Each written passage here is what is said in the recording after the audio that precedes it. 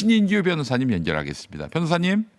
네, 안녕하세요. 네. 신인규입니다. 자, 정청래 대표가 티끌 만큼도 보안 수사권을 주면 안 된다. 다 박탈해야 된다. 이렇게 얘기를 했습니다. 이걸로 이제 앞으로 그 대표 그 연임을 위한 어떤 에드벌룬을 띄우겠다 이런 뜻인 것 같습니다. 어떻게 보고 계십니까? 예, 뭐 아무래도 정청래 대표는 이번 지방선거 패배 이후에 본인의 책임을 지기는커녕 오히려 연임 도전을 지금 이야기하고 있거든요. 네네네. 그렇다 보니까 이제 정청래 대표에게 가해지는 그런 책임론에 대해서 대항하기 위한 목적으로 아마 보안수사권 전면 폐지라는 좀 극단적인 주장을 또 들고 나온 걸로 보입니다. 네네네. 근데 지금 우리가 이야기하는 이 검찰 개혁 상당히 오래 끌어온 아젠다이고요. 네. 지금 검찰 개혁이라는 것이 검수완박, 검찰 해체를 의미하는 게 아니거든요. 네. 결국에는 검찰 개혁이라는 것은 정치 검사들을 박멸하고 결국 피해자 보호라고 하는 우리 일반의 민생 사건들을 일선에서 잘 해결할 수 있도록 특부형이 돼야 맞는 겁니다. 그러니까 맞습니다. 특수부는 억제하고 예. 형사부는 부양한다라는 예. 특부형의 체제로 가야 문재인 정부 때 실패했던 그 과오를 반복하지 않는 것인데 네. 그럼 정청래 대표는 검찰개혁의 청사진도 없이 다짜고짜 보안수사권 전면 폐지를 이야기를 하니까 아니 그러면은 일선에서 피해자들의 그 눈물과 경찰의 사건 암장이나 사건 부실 처리에 대해서는 어떻게 해결할 거냐 이거를 뭐 몇 년째 물어봐도 답을 못하고 있거든요. 네네네. 이런 식으로 너무 정치적 슬로건화가 돼서 검찰개혁을 자기 정치에 이용하는 것은 정말 모렴치한 무책임한 일이다. 전 그렇게 봅니다. 네. 자, 이제 그 보안 수사권 문제와 관련해서 대통령은 신중한 수기를 당부했는데 뭐 이미 그 정청래 대표는 결론을 다 내렸어요. 완전한 폐지로 말이죠. 이게 그 당대표가 할 일인가 싶어요. 아니 뭐 그 당은 국회의원이 뭐 한두 명도 아니고 말이죠. 150명이 넘는데 이런 식으로 당내의 논의 과정을 당대표 한마디로 다 이렇게 일거에 정리를 하겠다. 이런 태도 자체가 민주적 리더십에 부합하는 것인지 싶기도 하고 말이죠. 근데 이제 그 참으로 희한한 거는 그 겸손우님들다의 진행자인 김어준 씨나 네. 그 프로에 출연하는 패널들도 그렇고요. 네. 또 매블쇼 진행자인 최욱 씨도 공교롭게도 다 보안수사권 전면 폐지 얘기를 하거든요. 네네네. 그러니까 정청래 대표가 이게 본인의 소신일까 아니면 정책적 사안을 들여다보고 본인이 내린 결론일까 아니면 김어준 씨 프로그램에 더 출연을 하고 서로 어떤 연대를 강화하기 위해서 김어준 씨 꼭두각시 노릇을 하는 건가. 네. 이게 전형적인 포퓰리즘 정치거든요. 그러니까 결국에는 국민들의 삶을 놓고 대통령님께서도 왜 수기를 하라는 말씀을 그렇게 강조를 하시겠습니까? 네네. 저는 정청래 대표가 내린 결론도 만약에 수기를 통해서 어느 정도 제가 지금 제기하는 문제점들도 해결이 되는 과정에서 보안수사권 전면 폐지가 도출이 된다면은 당연히 승복하죠. 근데 그게 아니라 다짜고짜 무조건 슬로건처럼 보안수사권은 전면 폐지돼야 된다. 아니 그러면 피해자들의 억울한 눈물과 경찰의 부실 수사나 암장은 어떻게 해결하냐? 거기에 대해서는 답을 못 내리거든요. 근데 폐지하자. 네. 왜 그러냐면 결국 대형 유튜브를 이끌고 있는 빅 스피커들의 의견을 따라가면서 그분들이 가지고 있는 그 표의 힘. 결국에는 포퓰리즘이죠. 네. 그걸 가지고서 본인의 정치를 연명하겠다라는 네. 의도가 너무나도 자명하기 때문에 저는 뭐 대통령님께서도 기자회견이나 트위터를 통해서 수기를 그토록 강조를 하셨는데 정청래 대표는 답을 정해놓고 수기를 하자고 하니까 이게 뭔가 그 순서가 너무 꼬여버린 그러니까 결국에는 순서대로 수기를 하고 결론을 도출해야 되는데 결론을 먼저 정해놓고 수기조차도 하지 않는 그럼 이건 정치가 아니다. 결국에는 네. 정청래 대표는 대한민국의 형사사법 체계를 완전히 무너뜨리고 있다. 그래서 저는 앞으로도 이게 검찰 개혁이라는 말도 저는 어울리지 않는 것 같아요. 네. 그냥 검찰 해체를 주장하는 극단주의자들이지 네. 이게 어떻게 개혁이라는 말로 설명이 되겠습니까? 예. 그래서 저는 수기가 빠진 개혁은 전 반드시 실패하기 때문에 굉장히 지금 우려스러운 그런 상황입니다. 공수처 설치 그리고 검수완박으로 검찰개혁 다 된다고 이렇게 떠벌렸는데 뭐 검찰개혁 된 게 뭐가 있어요. 그러니까 이젠 또 이제 보안수사권 완전 폐지로 가고 있는데 이것도 잘 안 되면 앞으로는 뭐 저기 검사들을 전부 해고하자. 그 다음에 또 검사들을 전원 구속하자. 이 얘기가 안 나올 수 있겠나 하는 그런 생각도 들어요. 네. 아니 그 문재인 정부의 검찰 개혁을 주관했던 분이 조국 민정수석이잖아요. 네네네. 문재인 조국 그 복식조가 만들어낸 검찰 개혁의 결과물은 너무 간단합니다. 그냥 윤석열 체제를 만든 거예요, 이분들이. 그렇습니다. 그러니까 물론 이제 윤석열이 진영을 바꿔서 대통령이 된 과정에서는 이분들의 잘못은 없겠지만 결국 윤석열을 대선 주자 반열로 올려준 데에는 문재인 조국 이 두 분이 다 키워준 거거든요. 네. 검찰 개혁을 5년 내내 했는데 그 결과가 윤석열을 대선 주자급으로 만들어줬다? 아니 이 모순을 어떻게 바로잡을 겁니까? 글쎄 말이에요. 이 모순을요. 그러니까 국민들의 피해도 마찬가지고요. 맞습니다. 자, 그래요. 지금 딴지 진영 이제 팀 김어준 진영에서는 한찬식 민정수석에 대해서 잘못된 인사다 이렇게 목소리를 높이고 있고 아니면 그 정도가 아닙니다. 이 대통령이 이제는 우리한테 도발했다 이런 식으로 나오고 있는데 어떻게 보십니까? 저는 그 소위 말해서 지금 대통령의 인사권에 대해서 네. 그 회방을 놓는 세력들은 본인들이 이재명 정부 성공을 바란다라는 말을 할 자격이 있는지를 먼저 되묻고 싶습니다. 네네네. 이게 무슨 뭐 장관 인사도 아니고 대통령께서 손발을 맞춰서 지근거리에서 보좌를 받는 지금 비서실 수석 인사거든요. 네.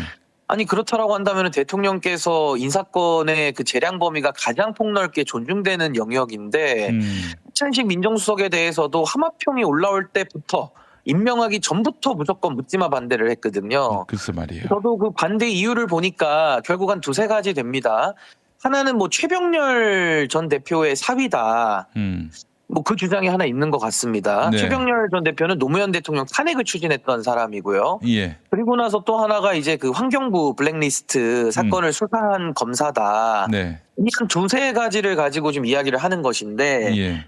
아니 누구의 사위이기 때문에 그 생각이 지배받는다라는 건 너무나도 그 고대 부족적인 사고방식 연좌제지 아닌가. 그게. 예. 연좌제도 뭐 직계도 아니고 혈족도 아니잖아요. 예. 그게 인척 관계인데 예. 그 장인어른의 생각에 한찬식 수석의 그 뇌가 지배받는다라는 거는 그건 예. 너무나도 오래된 생각이고 그건 뭐 맞지 않는 생각 같고요. 그런 족보 정치 좀 그만해야 될 것 같고 네.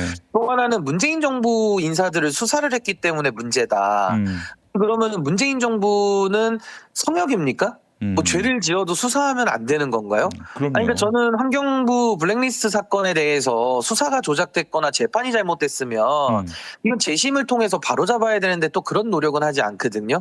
그러면서 수사 자체가 잘못됐다라는 지금 모순된 주장을 하고 있기 때문에 저는 이 사안이 결국 대법원에서 유죄 2년, 실형 2년의 판결을 받았고 결국 한찬식 수석은 문재인 정권 서슬퍼런 그 순간에도 살아있는 권력에도 눈치 보지 않고 수사를 했다 이렇게 보는 게 맞고 네네네. 아니 본인들의 범죄가 드러났으면 정권 차원에서 반성을 해야 될 일 아니겠습니까? 맞습니다. 근데 오히려 도둑을 신고한 신고자를 나무라는 참 이런 식의 어이없는 행태가 참 문제라는 생각이 들고요. 네. 무엇보다 자꾸 이제 검사 그러면은 윤석열하고 엮으려고 하거든요. 윤석열하고 과거에도- 상관이 없어요, 이 양반이. 예. 그렇습니다. 아니, 과거에도 김용남 후보 평택을에 출마했을 때도 네. 뭐 공안 검사다 막 이래가지고 또 검찰의 그 부정적 이미지를 더 씌우지 않습니까? 예. 근데 한찬식 민정수석은요 윤석열이 검찰총장 될 때 이분은 퇴직하신 분이에요. 그러니까 이제 뭐 기수도 이분이 21기이기 때문에 윤석열보다 2기수 위고 그 문재인 정권에서 윤석열을 검찰총장에 앉히는 희대의 잘못된 인사를 하면서 거기에 이분은 사실상 어떻게 보면 받아들이면서 본인이 사표를 내고 나간 분이거든요. 네네네. 이런 분에 대해 가지고 윤석열 검찰 비스무리하게 이미지를 엮으려고 한다는 것은 윤석열을 검찰총장 만든 문재인 정부의 자기 모순이 아니냐. 그래서 저는 이분들 정말 그 이재명 대통령의 인사권에 대해서 하나하나 모든 걸 다 시비를 걸고 있는데 이렇게 해서 정권 운영을 어떻게 하겠습니까? 네. 너무 좀 도가 지나치다 예. 그런 생각이 듭니다. 게다가 또 뭐 최병렬 씨하고 뭐 이렇게 어떤 관계가 있다, 가족 관계다 이러고 있는데 아니 최병렬 씨와 사돈 관계인 분이 천정배 전 의원, 전 장관, 문재인 노무현 정부 때 법무부 장관을 지내신 그분이에요. 예. 아니 그리고 제가 최병렬 전 대표 나오니까 참 이 말씀까지는 안 드리려 했는데 네. 이분도 4년 전에 이미 돌아가셨잖아요. 돌아가셨어요. 더 이상 이 이제 사람한테 고인이 되신 분인데 네, 그 한찬식 자꾸 씨한테 뭐 이렇게 영향을 미칠 유족들도 사람이 아니야. 계시는데 네. 네, 유족들도 계시는데 그 돌아가신 분을 자꾸 소환해서 누구의 사위다 이런 얘기하는 게 얼마나 한심스럽습니까? 딴지 수준이에요 이게. 딴지 수준. 아 정말 네, 참. 뭐 고대 부족 정치를 보는 느낌이라서 네. 좀 제발 좀 이 현대 정치는 현대스럽게 좀 했으면 좋겠다. 예. 아니 진짜 타당한 문제 제기는 누구라도 할 수 있죠. 저는 예를 들어 뭐 오광수 민정수석에 대해서 뭐 약간의 어떤 실정법 위반의 소지 뭐 이런 것들에 대한 검증은 저는 뭐 필요하다는 생각이 아유, 그럼요. 듭니다. 예. 네, 그 부분까지는 괜찮은데 지금처럼 무슨 뭐 돌아가신 분을 언급하면서 뭐 누구의 사위다, 뭐 검찰 출신이니까 안 된다, 뭐 이런 식의 논리는 매우 저는 과도한 저는 비판이고 그런 식으로 비판해가지고 대통령님의 인사권을 제약하려는 시도 자체는 저는 매우 문제가 심각하다. 그리고 대통령께서 검찰 출신을 계속 수석 비서관이나 비서관으로 계속 영입을 하고 계시잖아요. 네네네. 그 대통령께서 확고한 의지를 갖고 계신 거 아니겠습니까? 그렇죠. 아무리 검찰 출신이더라고 하더라도 네. 이 검찰 개혁의 성공적인 안착과 이 이재명 정부의 인재풀을 폭넓게 쓰겠다. 어떤 족보를 가지고 사람을 예단하지 않겠다라는 상당히 합리적이고 어떤 유능함을 기반으로 지금 인사 정책을 쓰시는 거기 때문에 네. 아니 국민들은 박수 치는데 그 딴지 쪽이나 조국혁신당 쪽에서는 왜 그렇게 딴지만 거는 것인지 매우 그래서- 참 의아한 상황 아닌가. 그래서 딴지인가 봅니다. 예. 그런 생각이 좀 듭니다. 자, 이렇게 검찰 개혁은 구호만으로 되지 않고 검찰의 생리와 작동 방식을 꿰뚫는 사람이 맡아야 성공할 수 있다. 이 차원에서 이제 민정수석으로 기용한 건데, 그 사실 이 대통령이 검찰 조작 기소의 피해자고 뭐 검찰하면 대한민국에서 가장 이가 갈릴 사람인데 그럼에도 불구하고 이렇게 검찰 출신을 중용하는 이유는 정밀한 개혁을 이루기 위한 건데 이 자들은 말이죠. 지금 보니까 이 대통령 인사에 대해서 반발하는 자들은 대통령을 법무부 장관 그리고 민정수석이 눈과 귀를 가리고 있다 그러는데 대통령을 바보로 하는 거 아닙니까? 이게 정말 아니 근데 위하는 척하면서 바보로 여겨. 근데 그분들의 공통점은 뭐냐면요. 예.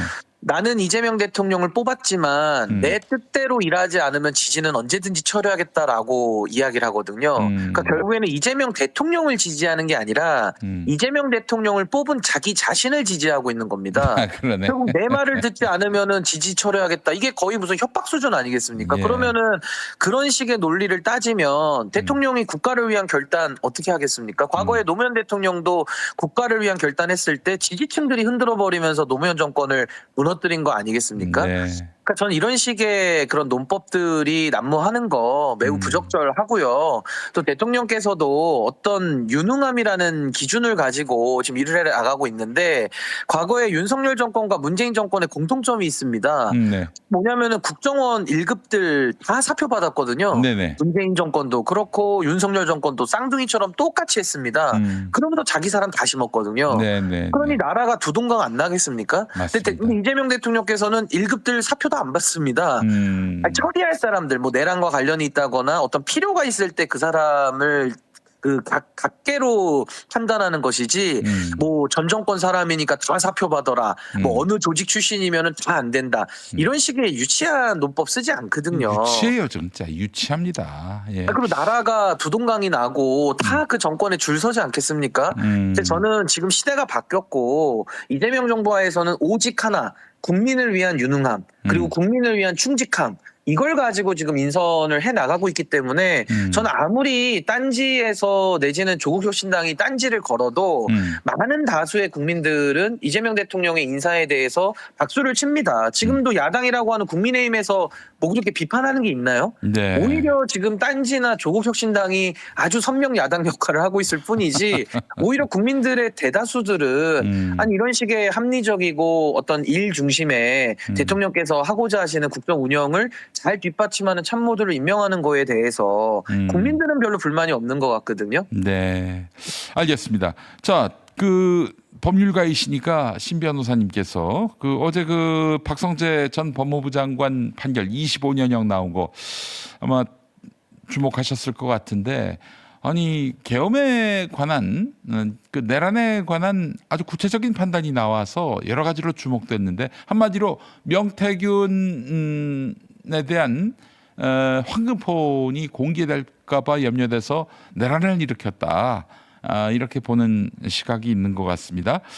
자, 결국 우리의 관심은 최종적인 관심은 조희대 대법원장이 여기에 연관돼 있지 않았겠는가. 그 법무부 장관한테 이렇게 사실상 계엄 실무를 시켰는데 대법원 건너뛰고 그 자기 정부 행정부 안에서만 이 내란을 논의했을까 하는 그런 생각이 들거든요. 변호사님께 이거 하나 더 여쭤보도록 하겠습니다. 예, 우선은 박성재 법무부 장관의 그 내란 주요 임무 종사에 대해서 25년이 선고가 됐습니다. 네. 결국에는 특검의 구형량 20년보다 5년을 더 선고를 한 것이고 사실상 이진관 재판장께서 사법부의 정말 마지막 남은 양심으로 네. 대한민국의 헌정수호를 위해서 정말 혼신의 힘을 다하고 있다라는 네. 생각이 들었고요. 네. 뭐 조희대 대법원장에 대해서는 뭐 의구심은 한두 개가 아니죠. 네, 결국에는 과거에 내란의 밤에 사법부의 조직이 동원된 흔적들이라든지 네. 아니면은 뭐 특검에서는 조희대 대법원장에 대해서 뭐 서면 조사 수준의 정말 뭐 아주 강도 낮은 그런 면죄부식의 수사로서 결국 결론을 내렸기 때문에 네. 앞으로도 이 부분에 대해서는 전 언젠가 진실은 밝혀져야 되는 거 아닌가 그런 생각을 갖고 있고요. 네. 무엇보다 우리가 가장 조희대 대법원 체제에 대해서 의구심이 지워지지 않는 것은 결국 그 내란에 개입한 정황들 그리고 내란 이후에 이재명 대통령을 당선시키는 그 대선에도 대법원이 간섭했다라는 그 정치 개입 의혹이 여전히 남아있는 거거든요. 네. 그러니까 이 부분들에 대해서는 지금 조희대 체제가 내란의 진압을 상당히 방해한 부분들도 뭐 사후적으로도 여러 가지 그런 정황들을 우리 국민들이 확인했기 때문에 앞으로도 조희대에 대해서는 조금 더 저는 강도 높은 수사를 통해서 이 내란 가담 혐의는 반드시 저는 역사의 단죄를 받도록 해야 되는 거 아닌가 싶습니다.